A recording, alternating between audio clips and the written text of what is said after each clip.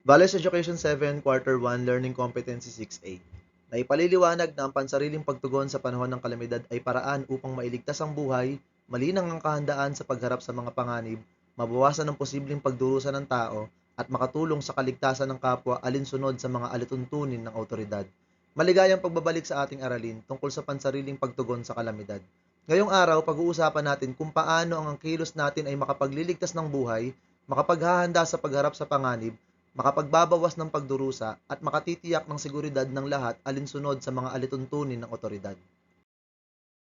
Ang mga kalamidad tulad ng lindol, bagyo, pagputok ng bulkan, baha at sunog ay maaaring dumating nang hindi inaasahan. Ang paraan kung paano tayo tutugon sa mga ito ay maaaring makapagdulot ng malaking epekto, hindi lang para sa ating sarili, kundi maging sa mga taong nakapaligid sa atin. Sa ating aralin, aalamin natin kung paano ang pansariling pagtugon sa panahon ng kalamidad ay maaaring makapagligtas ng buhay, makapaglinang ng kahandaan, mabawasan ang pagdurusa, at makatiyak ng kaligtasan ng bawat isa alinsunod sa mga tuntuning ipinatutupad ng otoridad. Mahalagang sundin ang mga alituntuning ipinatutupad ng otoridad upang matiyak na magiging mabuti ang kahihinatnan. Ano ang papel ng pansariling pagtugon sa panahon ng kalamidad? Sa panahon ng kalamidad, dapat nating tiyakin na pag-iisipan natin ang lahat ng ating ikikilos. Kung ito man ay pagtitiyak ng kaligtasan sa panahon ng lindol, pagtulong sa isang tao sa panahon ng baha, o paglikas sa panahon ng bagyo, ang ating pansariling pagtugon sa panahon ng kalamidad ay may mahalagang papel sa pagtitiyak ng ating kaligtasan at maging ng ibang tao. Ang mga pagtugon na ito, kung nagawang alinsunod sa alituntunin ng otoridad, ay makatutulong upang mapanatili ang kaayusan at maiwasan ang kaguluhan. Pag-aralan natin ang kahalagahan ng pansariling pagtugon sa panahon ng kalamidad. Kung tayo ay may pansariling pagtugon sa panahon ng kalamidad, maaari tayong makatulong sa pagsisiguro ng kaligtasan. Sa pamamagitan ng pagsunod sa mga ipinatutupad ng otoridad, nakatutulong tayo na magkaroon ng kaayusan at sa pagtitiyak na ang lahat ay naayon sa patakaran ng pamahalaan. Halimbawa ay naglabas ng tsunami warning ang otoridad at agad kang lumikas papunta sa lugar na mataas, nakatutulong ka sa pagsisiguro ng iyong kaligtasan at kaligtasan ng iba. Ang pag-uulat ng mga panganib ay makatutulong upang maiwasan ng mga aksidente.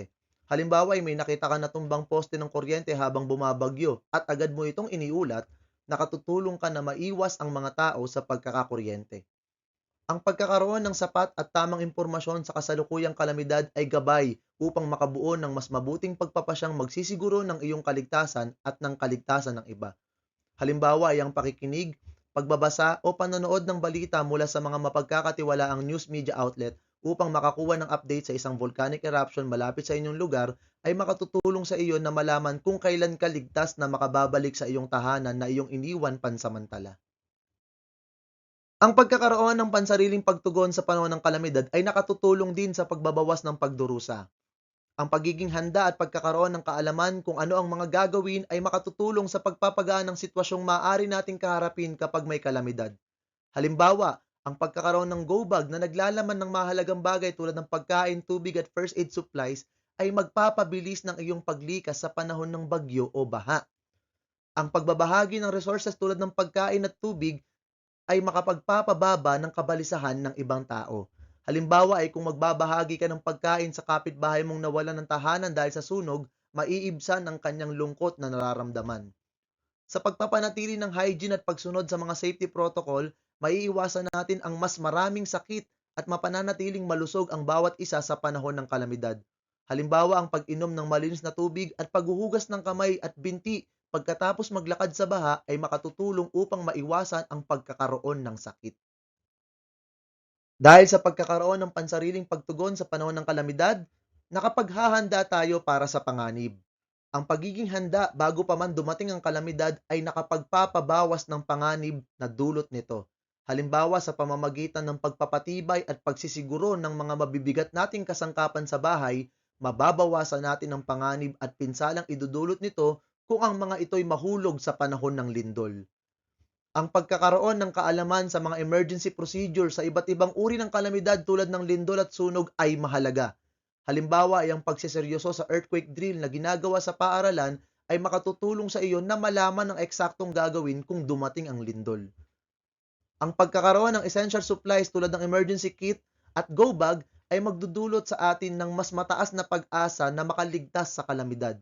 Halimbawa, kung stranded ka sa iyong bahay sa panahon ng bagyo at mayroon kang supply ng malinis na tubig at mga pagkain hindi madaling mapanis, makakaligtas ka hanggang sa dumating ang rescue mula sa otoridad.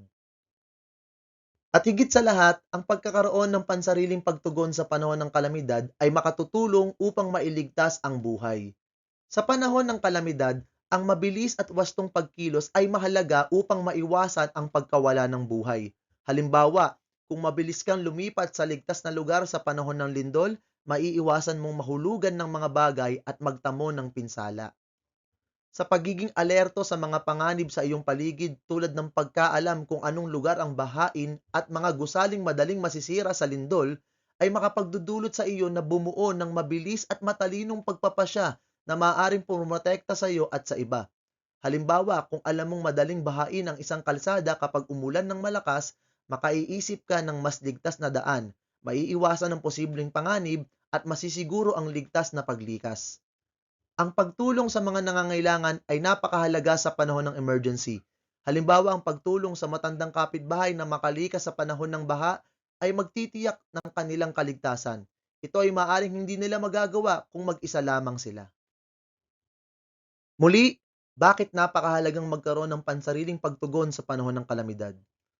Ang iyong personal na tugon sa panahon ng kalamidad ay napakahalaga, hindi lamang para sa iyong sariling kaligtasan, kundi pati na rin sa kapakanan ng iba.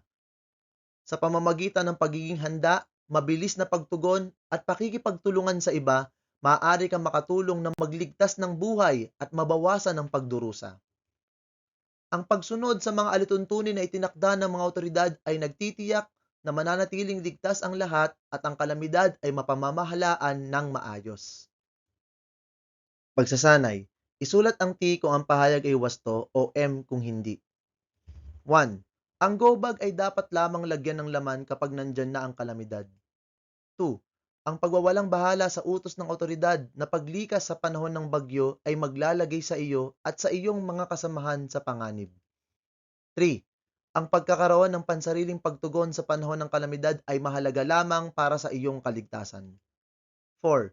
Ang pagtulong sa iba sa panahon ng kalamidad ay nakapagpapabawas ng kabalisahan sa pamayanan. 5.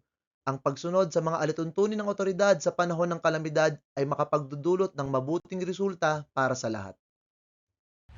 At dyan po nagtatapos ang ating aralin sa araw na ito. Naway may natutuhan kayo. Salamat po sa panonood at pakikinig. Paalam!